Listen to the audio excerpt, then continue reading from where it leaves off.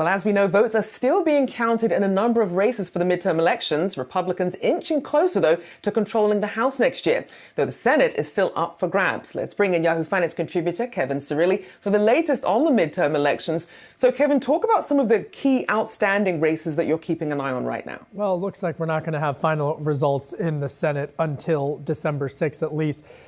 Because of the runoff down in Georgia, which is when that runoff would be. But look, we still don't know about Nevada. And you've got a Democrat senator trying to hold on against an incumbent challenger. And quite frankly, this was not the night that Republicans had initially wanted to have. But now all talk moves to policy. And what does that mean in the lame duck session? Now, specifically, the date that I have in my calendar is December 16th. That could even be more important than the runoff down in Georgia. Here's why. Government runs out of money, and they've got to keep the government open in order to avoid a partial government shutdown on December 16th.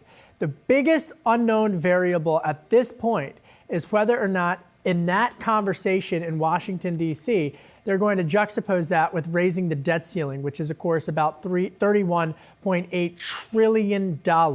Now, the Treasury Department, the Congressional Budget Office, they haven't released what's known as an X date in order to say specifically when the government will reach the debt ceiling. But most analysts expect that it's going to be in the first half of next year. So if that's the case, they have two bites at the apple, so to speak, one in the December 16th or sometime early next year. But if the fight on the debt ceiling is early next year and Republicans have control of the House of Representatives, expect a lot of brinkmanship.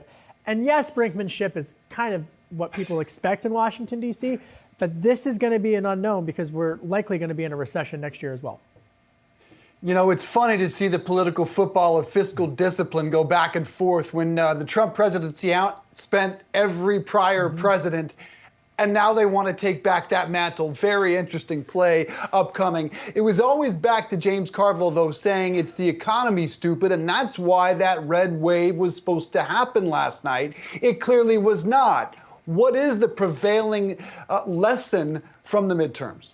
Well, you know, look, I think that as you look to the future for the Republican Party, from the conservative standpoint, this is now a free-for-all in terms of who has control of the Republican Party. And a battle for that is going to be over this debt ceiling fight. Former President Trump, speaking to conservative radio just the other week, had said that he thinks that it's McConnell's fault that the debt ceiling has been raised so much. Now, McConnell has essentially been saying, you know what, have your candidates, Trump, but let's see how you do in the weeks after. This was not the majority that Republicans had wanted to have. Ron DeSantis ascending clearly, likely going to run for president in 2024. But there will be other challengers. The conversation that we're not having today, and this is important, is that this is going to be an uncontested Republican primary, and this was somehow a great showing for former President Trump. That is not the conversation that we're having today, and nor is it the conversation that we're having that there were large inaccuracies in votes. So it could have been a very different narrative, but it's not a narrative that we're having. For Democrats, questions remain about how the party will move forward. This was a strong night for President Biden. He was prepared, his camp, I can tell you, was prepared for a shellacking. They didn't get one. And so now they get some message in terms of the next 2 years. Either way, strong night for President Biden, rough night for former President Trump.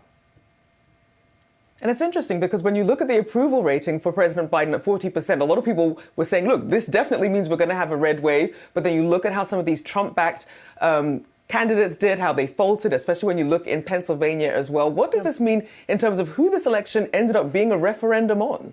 Well, you know, I would argue that in this era of hyperpartisanship, all politics is local, but through the prism of partisanship. So in a state like Pennsylvania, which went for Trump in 2016, went to Biden in 2020, and then flipped a Republican seat. It was an open seat, but it was occupied by a Republican for a Democrat and now a Democrat governor.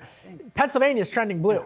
But Florida is trending further to the right. So right there, you have a tale of two battlegrounds. But as you move forward, the significance of the Trump rhetoric and his impact on conservative populism is still going to be felt. So, for example, you know, there's been a lot of chatter about the policy implications on some of the all-powerful committees down in Washington, House Financial Services Committee being one of them. When it was chaired in this Congress by Maxine Waters, an outspoken progressive from California, now it's likely going to be chaired by Patrick McHenry, an ultra-conservative.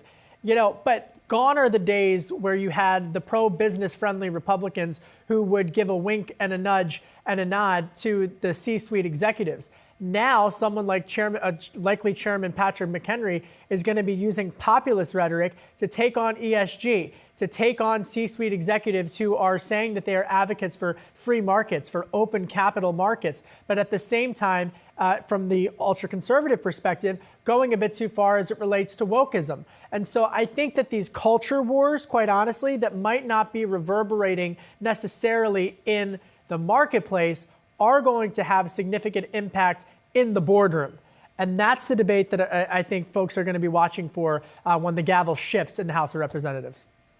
Sure will be an interesting time, in particular after we hear from former President Trump on Tuesday, presumably kicking off his 24 campaign. Kevin Cirilli, good to see you, sir. We'll appreciate it and look forward to a lot more discussions ahead.